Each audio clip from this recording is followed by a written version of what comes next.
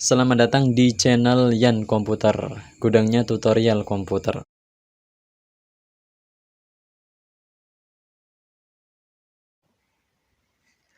Ini adalah part ketiga dari video serial tutorial belajar Excel.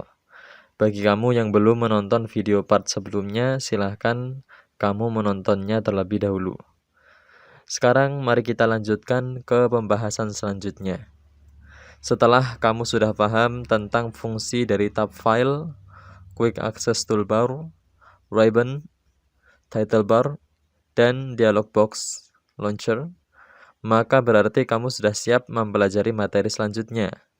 Mari kita bahas satu persatu, dimulai dari menu help. Menu kecil dengan ikon tanda tanya ini adalah menu help. Menu help ini berisi penjelasan tentang Microsoft Excel yang sudah disediakan oleh pihak perusahaan Microsoft. Dengan menggunakan menu ini, kamu bisa mempelajari Microsoft Excel sesuai dengan topik kategori yang kamu inginkan dengan cara mengklik kategori yang sudah tersedia. Kamu juga bisa mencari penjelasan penggunaan fungsi-fungsi, formula-formula, dan lain sebagainya yang terdapat di dalam program Microsoft Excel. Caranya, klik pada kotak pencarian, lalu tulis topik yang ingin kamu pelajari. Sebagai contoh, saya akan mencari penjelasan tentang formula.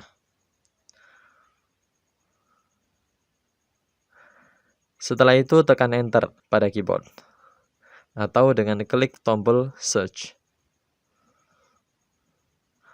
Kemudian, kamu bisa memilih artikel mana saja yang ingin kamu pelajari pada hasil pencarian. Apabila kamu ingin penjelasan yang merinci dalam artikel itu, klik Show All. Bila kamu ingin mengembalikan seperti semula, klik Hide All.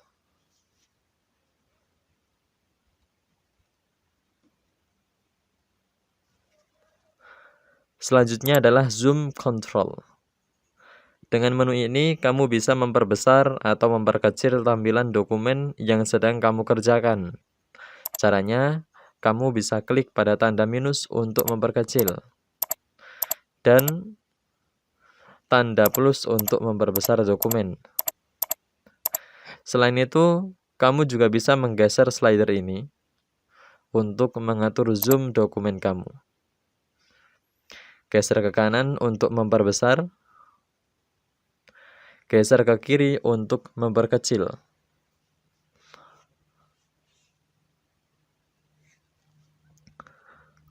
Selanjutnya adalah View Buttons.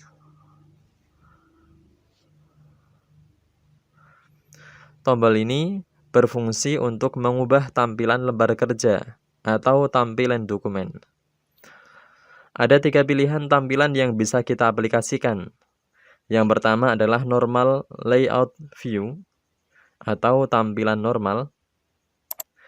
Ini adalah tampilan yang saat ini sedang saya gunakan. Yang kedua adalah Page Layout View atau tampilan page layout. Contohnya seperti ini.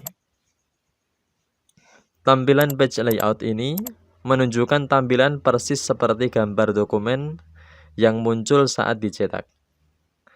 Dan yang ketiga adalah Page Break Preview atau tampilan yang menunjukkan di mana halaman akan pecah saat dicetak. Apabila setelah mengklik Page Break Preview, kamu mendapati muncul dialog box seperti ini, maka tekan saja OK. Dalam tampilan ini terdapat garis patah-patah berwarna biru membentuk persegi panjang yang di dalamnya terdapat tulisan page 1, page 2, dan seterusnya. Artinya saat dokumen ini dicetak, maka hanya isi dokumen yang berada di dalam kotak page 1 atau halaman 1 yang akan dicetak di halaman pertama. Apabila ada isi dokumen yang berada di luar kotak page 1, maka dia akan terpotong dan akan dicetak di halaman yang lainnya. Contohnya, bagian ini terdapat di luar kotak page 1. dan dia terdapat di dalam kotak page 2, artinya dia tidak akan tercetak di halaman pertama, melainkan akan tercetak di halaman ketiga. Namun, kamu bisa mengatur garis biru tersebut dengan cara klik, lalu tahan, setelah itu geser sesuai keinginan kamu.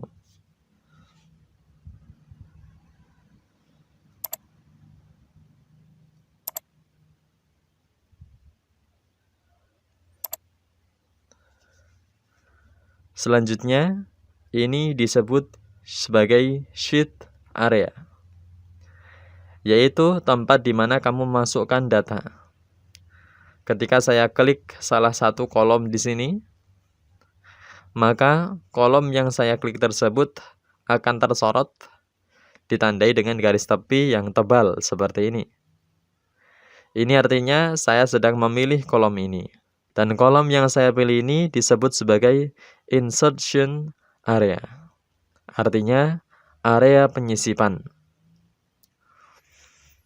Ini mewakili di mana teks akan muncul saat saya mengetik. Bila saya mengetik, maka apa yang saya ketik akan muncul di sini. Selanjutnya, ini disebut sebagai row bar.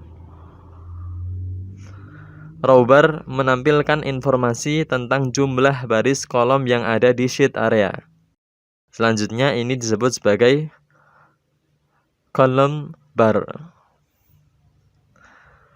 Selanjutnya, ini disebut sebagai status bar. Status bar menampilkan informasi tentang kolom yang kamu sorot. Contohnya, saya menyorot kolom yang berisi komentar. Maka status bar akan menampilkan informasi seperti ini.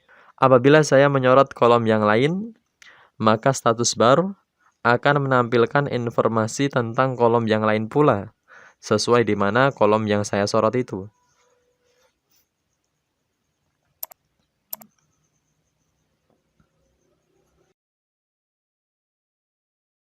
Kamu bisa melakukan konfigurasi terhadap status bar. Caranya tinggal klik di area status bar, lalu pilih menu apa saja yang akan ditampilkan dalam status bar sesuai yang kamu inginkan.